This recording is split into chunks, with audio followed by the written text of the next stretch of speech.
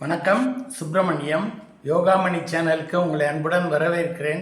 இன்னைக்கு சமையல் குறிப்பில் நம்ம பார்க்க போகிறது சக்கரை பூசணிக்காய், சக்கரவள்ளி கிழங்கு இனிப்பு சாம்பார் எப்படி செய்கிறதுன்னு பார்க்கலாம் வாங்க. அனைவருக்கும் அன்பு வணக்கம். திருமதி சுப்பிரமணியம். இன்றைக்கி லஞ்சுக்கு நம்ம செய்ய போகிறது சர்க்கரை பூசணிக்காய், சர்க்கரை வள்ளிக்கிழங்கு சேர்த்த இனிப்பான கொஞ்சம் லேசான தித்திப்பு இருக்கிற சாம்பார். இதில் நம்ம இனிப்புக்கு எதுவும் வெல்லம் போட போகிறதில்ல. இயற்கையாகவே காய்களில் கொஞ்சம் தித்திப்பு இருக்கிற காய்கறிகளை சேர்த்து சாம்பார் செய்ய போகிறோம்.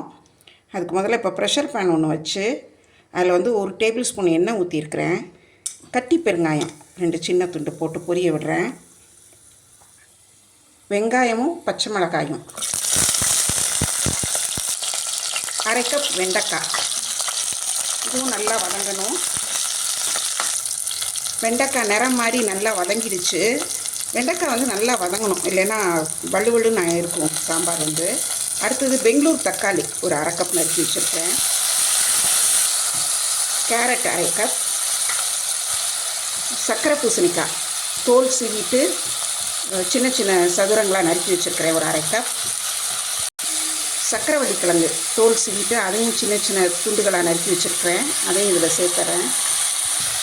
இப்போ இதில் நல்லா கொஞ்சம் மூழ்கிற அளவுக்கு தண்ணி ஊற்றி குக்கரை மூடி வெயிட் போட்டு வச்சிடலாம்.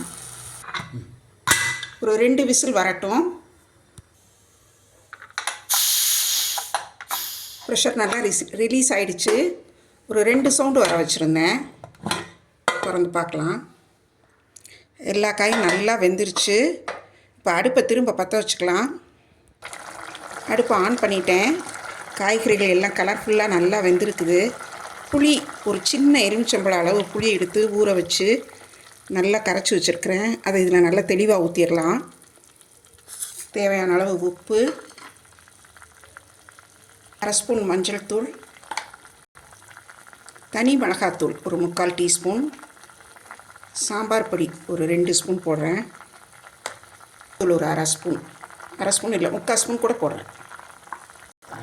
உப்பு, காரம், புளி எல்லாம் சேர்ந்து நல்லா பச்சை வாசனை போக கொதிச்சிருச்சு. இப்போ நம்ம என்ன பண்ணலான்னா பருப்பு வேக வச்சுருக்கிறேன். ஒரு 1/2 கப் துவரம் பருப்பு, 2 ஸ்பூன் பாசிப்பருப்பு சேர்த்து நல்லா குழைய வேக வச்சுருக்கிறேன். அதை இதில் சேர்த்துறேன். வெந்த பருப்பு சேர்த்து நல்லா கொதிச்சிருச்சு. இப்போ தேங்காய் ஒரு டேபிள் ஸ்பூன் அளவுக்கு நல்லா நைஸாக அரைச்சி வச்சுருக்கிறேன். அதையும் இதில் சேர்த்துறேன். ஒரு கொதி வரட்டும். எல்லாம் சேர்ந்து நல்லா கொதிச்சிருச்சு. இப்போ இதை கீழே இறக்கி வச்சுட்டு இதுக்கு தாளிச்சிடலாம். இந்த சாம்பாருக்கு அடுப்பில் ஒரு சின்ன பேன் வச்சு 2 டீஸ்பூன் எண்ணெய் ஊற்றிருக்கிறேன். எண்ணெய் காஞ்சிருச்சு. 1 ஸ்பூன் கடுகு உளுந்தம்பருப்பு போடுறேன். ஒரே ஒரு மிளகா வத்தல் வாசனைக்கு கிள்ளி வச்சுருக்கிறேன். கருவேப்பிலை, அதையும் இந்த கடுகு வெடிச்சதோடு சேர்த்துட்றேன். சாம்பாரில் சேர்த்துடலாம். பொடியை நறுக்கி வச்சுருக்கிற பச்சை கொத்தமல்லி நல்லா மேலே தூவி விட்டு கலந்து விட்டுடலாம். இப்போ எடுத்து பரிமாறிடலாம். நல்லா டேஸ்டியான, ஹெல்த்தியான, கலர்ஃபுல் சாம்பார். சர்க்கரை பூசணிக்காய், சர்க்கரை வள்ளிக்கிழங்கு சாம்பார் கொஞ்சம் இதமான தித்திப்போடு இருக்கும். இந்த சாம்பார் செய்து பாருங்கள். எப்படி இருந்துச்சுன்னு சொல்லுங்கள்.